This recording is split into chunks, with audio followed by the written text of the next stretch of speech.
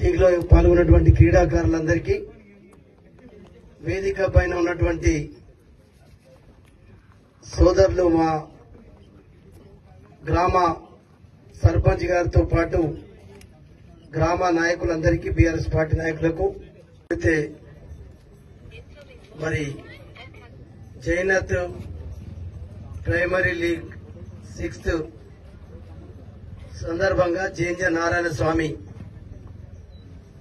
జాతర సందర్భంగా ఏర్పాటు చేసినటువంటి ఈ లీగ్ లో పాల్గొన్నటువంటి ఎన్ని టీములు వచ్చినాయి, రంజీ ట్రోఫీగా ఆడి మరి ఆదిలాబాద్ పేరును చరిత్రలో మరి వినబడుతున్నది, కనబడుతున్నదంటే అది ఆదిలాబాద్ లో ACL లో ఒక క్రీడాకారుడుగా ఆడడం వల్ల.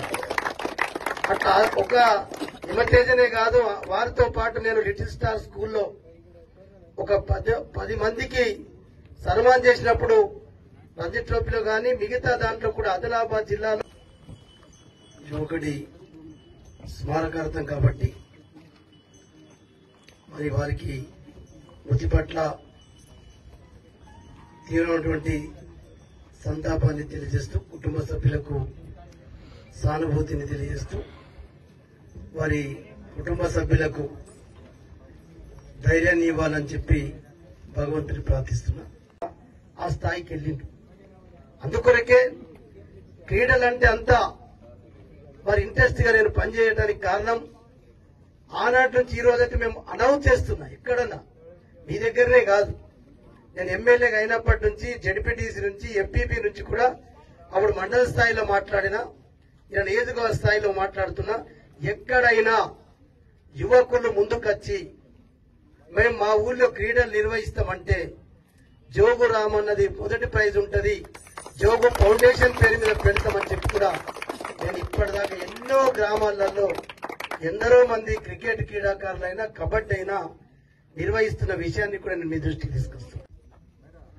ప్రతి ఇయర్ నేను నవంబర్ మాసం నుంచి ఆదిలాబాద్ లో నాకు తెలిసి మరి 21, 22 టీములు ఉన్నట్టు ACL అక్కడ ఆదిలాబాద్ టౌన్ లో.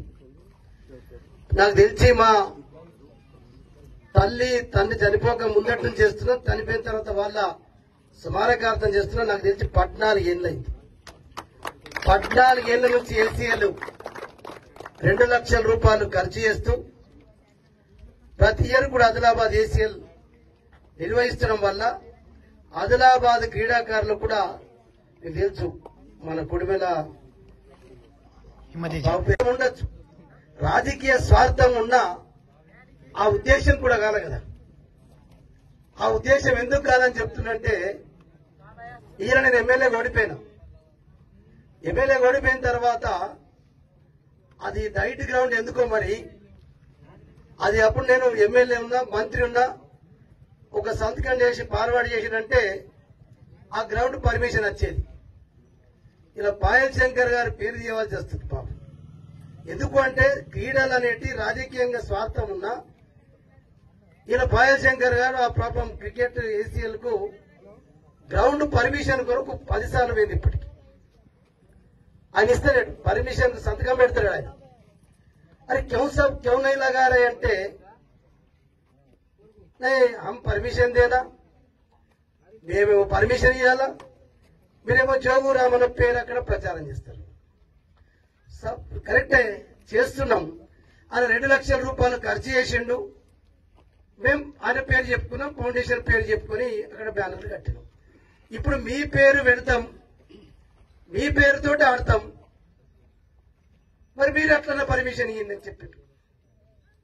నో అంటే మరి నా స్వార్థం ఉన్నా, నేను డబ్బులు ఖర్చు పెట్టడానికి వెనుకకు రాక, డబ్బులతో పాటు నా రాజకీయ స్వార్థం ఉండొచ్చు. ఎవరికి స్వార్థం ఉన్నది? ఏ ఫీల్డ్ లో ఉన్న వ్యక్తి ఆ ఫీల్డ్ లో స్వార్థం ఉంటే తప్పులేదు. స్వార్థం ఉన్నా, స్వలాభం ఉన్నా సంఘానికి కూడా కొంత అది పనికి రావాలి, సమాజానికి కొంత పనికి రావాలి. అందుకొరకు ఆయన మొన్న పోయి చెప్పినారు, సాబ్ ఆప్కా నామ్ సే కేల్తే అని చెప్పాడు. అప్పుడు ఏడు పర్మిషన్ ఏడు సంతకం పెట్టాడు. సరే ఎందుకు విషయం చెప్తున్నట్టు ఇట్లా లీడర్లు రాస్తే ఎట్లుంటది? మేము ఇలా ఓడిపోయినాం. 2004లో కూడా నేను ఓడిపోయిన తెల్లారి నుంచి నేను ప్రజాక్షేత్రంలోకి వెళ్ళిన. ఓటమి గెలుపు అనేది అది నా చేతిలో లేదు. మనం కర్మ చేస్తాం, కానీ ఫలితాలు ఇచ్చేది ప్రజలు. ఫలితం వచ్చినా రాకున్నా నేను ప్రజల క్షేత్రంలోనే ప్రజల కొరకే పనిచేస్తుంటాను. ఇలా మీరు విద్యా స్థాయిలో చూస్తున్నారు. ఇక్కడ ఉన్నటువంటి వారందరికీ మరి పేరు పేరున నమస్సులు తెలియజేస్తా ఉన్నాం. ఎందుకంటే నేను ఇప్పుడే కాదు, దీపాయిగూడ గ్రామ సర్పంచ్గా 1980లో ఉన్నప్పటి నుంచి 88లో మరి మీరందరూ ఉన్నారో లేదో నాకు తెలియదు, పుట్టినరో లేదో కూడా చాలా తక్కువ. కాబట్టి నాకు ఆ రోజు నుంచి ఇది ఒక క్రీడల పట్ల చాలా, అప్పుడు క్రికెట్ అప్పుడే కొద్దిగా మూమెంట్ వచ్చింది అనిపిస్తుంది. ఎందుకంటే ఊళ్ళో ఎటు చూసినప్పుడు 3 కర్రలు ఒక బ్యాట్ టైప్ ఇట్లనే పిల్లలు పట్టుకొని వెళ్తుంటే అప్పుడు మాకు కబడ్డీ వాలీబాల్ ఫామ్ లో ఉండే అప్పుడు. కాబట్టి ఇట్లా అప్పుడు కబడ్డీ వాలీబాల్ ఎక్కడున్నా ఇక్కడ జయంజయ నారాయణ స్వామి జాతరలో మేము కూడా కబడ్డీ టీములో మరి ఆడేవాళ్ళం. క్రీడలంటే చెప్పవలసినటువంటి ఉద్దేశం ఏంటంటే అప్పటి నుంచి ఇప్పటి వరకు యూత్ క్లబ్ ప్రెసిడెంట్ గా ఉన్నప్పటి నుంచి, ఇంకా 88 కంటే ముందు సర్పంచ్ యూత్ క్లబ్ ప్రెసిడెంట్ గా కూడా పనిచేసినటువంటి సమయంలో కూడా ఒక పిస నాకు అంటే ఒక ఇంట్రెస్ట్. అప్పుడు దీపాయి కూడా కబడ్డీ టీము కూడా అప్పుడే నేను అదే డబ్బులు ఉండకున్నా అప్పుడు వాళ్ళకు యూనిఫామ్ అంటే యూనిఫామ్ చేసుకునే ప్రతి గ్రామానికి పోయేటోళ్ళు.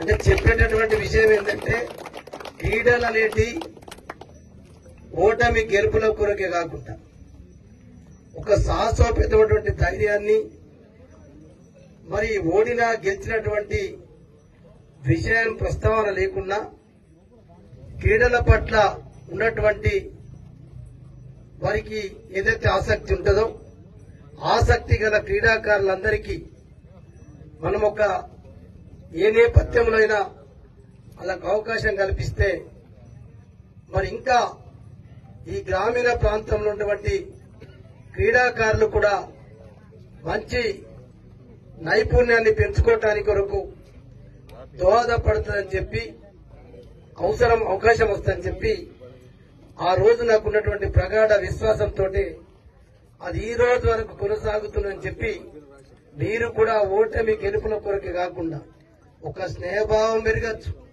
ఒక శారీరకంగా మానసికంగా మనకెంతో ఉపయోగపడచ్చు, అటువంటి శరీర దారుఢ్యానికి కూడా ఎంతో దోహదపడుతున్న ఉద్దేశంతో క్రీడలలో మన కులాలు లేవు, మతాలు లేవు, ఏది లేదు. క్రీడలంటే అట్లా ఆ స్పిరిట్ అట్లా పనిచేస్తాం. కాబట్టి సమాజం కూడా క్రీడాకారులు ఏ స్పిరిట్ తోటైతే ముందుకెళ్తారో అటువంటి స్పిరిట్ ఈ సమాజంలో కూడా రావాలని చెప్పి మన క్రీడల పట్ల అంత ఆసక్తి చూపుతున్న దానికి నిదర్శనం అని చెప్పి నేను మీకు అందరికీ మనవి చేస్తున్నాను.